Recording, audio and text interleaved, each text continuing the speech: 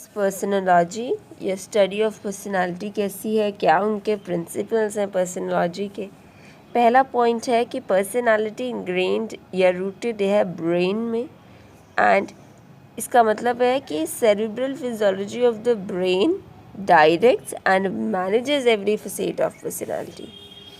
जो cerebral physiology है एक इंडिविजुअल की, वही डायरेक्ट करती है और वही मैनेज करती है हर एक एस्पेक्ट को हमारे पर्सनालिटी के।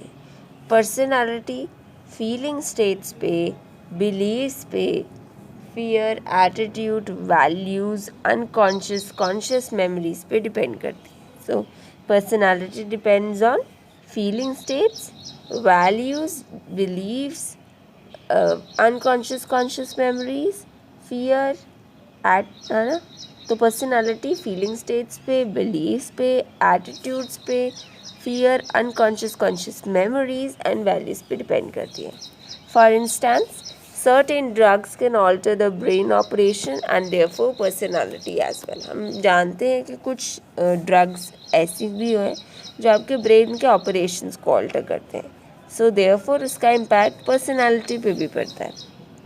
Point number 2, tension reduction, that is the process of reducing tension is the act that is satisfying।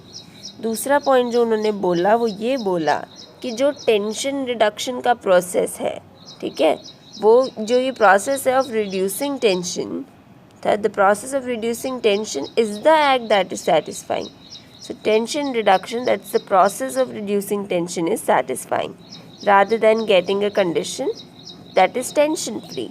तो हम कंडीशन, टेंशन फ्री कंडीशन को नहीं मैनिफेस्ट करते, हमें वो मज़ा हमारे सेटिस्फाइंग हमारे लिए क्या है, वो टेंशन रिड्यूस करने का जो है process, right. So tension reduction, that is process of reducing tension, is the act that satisfying rather than getting a condition that's free of tension. Murray held that a tension-free being in itself is a cause of anguish, as we require stimulation and hustle bustle to increase tension and then satisfaction of reducing it। मरे तो ये तक कहते हैं tension free existence ही tension का cause है, right. Itself is a cause of anguish.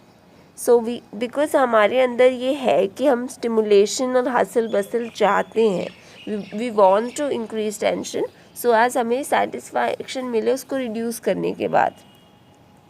So ideal human states must always involve having a definite intensity of tension to reduce it. So ideal human life में, ideal human states में होनी चाहिए tension, definite intensity of tension होनी चाहिए, so as we do some work to reduce it. So ideal human state must involve having a definite intensity of tension so as to be able to reduce it. Point number 3, an individual's personality is assembled by all the events occurring during the life। एक individual की जो personality है वो कैसे बनती है, वो assemble होती है by all the events occurring during the life of a person.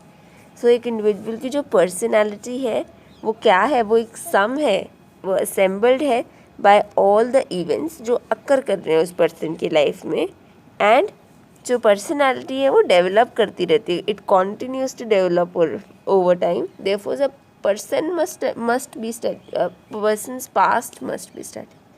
So individual की पर्सनालिटी है वो बेसिकली असेंबल्ड होती है by the events that have already occurred during the life of an individual. एक इंडिविजुअल की जो पर्सनालिटी है वो assembled होती है by all the events occurring during the life of a person and it continues to develop over time। So individual की जो personality है it is assembled by all the events occurring during the life of a person, ठीक है। assembled है उन सभी events के द्वारा जो occur करते हैं during the life of the person and it continues to develop। personality बनती जाती है, कॉन्टिन्यूड रहती है, डेवलप होती रहती है। Therefore a persons past must be study, एक व्यक्ति का पास्ट स्टडी करना इसीलिए ज़रूरी हो जाता है। Point 4, personality transforms and progresses, it's not permanent और स्टैगनेंट। पर्सनालिटी है वो क्या है, असेंबल्ड, इसीलिए स्टडी करना ज़रूरी है। तो इसीलिए पर्सनालिटी ट्रांसफॉर्म भी करती है और प्रोग्रेस भी करती है। इट्स नॉट परमानेंट और stagnant, so it transforms as well, and it's not something that is stagnant, it progresses as well, right?